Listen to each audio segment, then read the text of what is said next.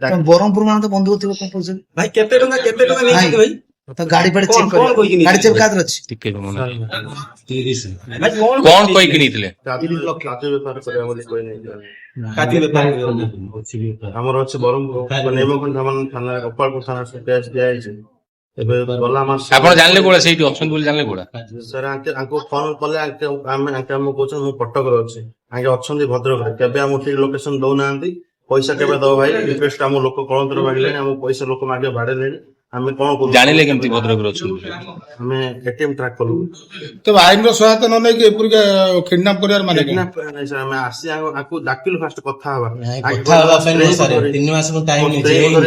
ଜବରଦସ୍ତି ମୁଁ କହୁଛି ମୋ ମିସେସ୍ ଅଛନ୍ତି, ମୁଁ କହିଲି ମିସେସ୍ କୁ ଡାକୁଛି, ମିସେସ୍ କୁ ଡାକିବା ଭିତରେ ଆମେ ବୁଲି ଖୋଜୁଛୁ, ସକାଳୁ ଆସି ବୁଲାବୁଲି ବୁଲୁଥିବୁ। ଆପଣଙ୍କ ନାଁଟା କଣ? ଚନ୍ଦନ କୁମାର। ଚନ୍ଦନ କୁମାର। ଚନ୍ଦନ କୁମାର ସାହୁ। ଲେଖାପଢା ହେଇଥିଲା 3 ମାସ ଟାଇମ ଥାନାରେ। କୋଉ ଥାନାରେ? କେତେ ଟଙ୍କା ବ୍ରହ୍ମପୁର ଥାନା। ଲେଖାପଢା ହେଲା ପରେ ମାସେ ହେଇଛି।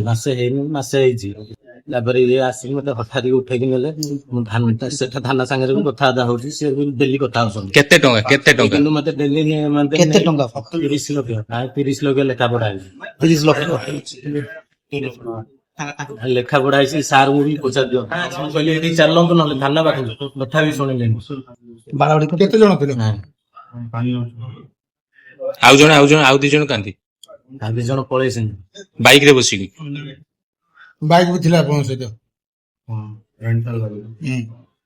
ତ ସବିଶେଷ ବିବରଣୀ ପୋଲିସକୁ ପ୍ରଦାନ କରିବ, କିଏ କିଏ ଥିଲେ କୁହନ୍ତୁ। ସାର୍ ଆମର ମୁଣ୍ଡ କାମ କରୁ ସାର୍, ବାଇକରେ ଏତେ ଲୋକର ବାକି ଲୋକ ଆମ ବାଡିଆ ପଇସା ଆମେ ଗୋଡା ଧରି ଆଙ୍କର ଗୋଡା ଧରୁଛୁ ସାର୍, ପଇସା ଟାଇମ ନେଇଛି। ଇଏ କହୁଛନ୍ତି ଆଉ ରୋଲ କର କିଛି ନାଇଁ ରୋଲ ନାହିଁ ସାର୍। কি করবেন পুরা রোল করবেন না পুরা ফায়ারিং করবেন মনোজাই বেশি রোল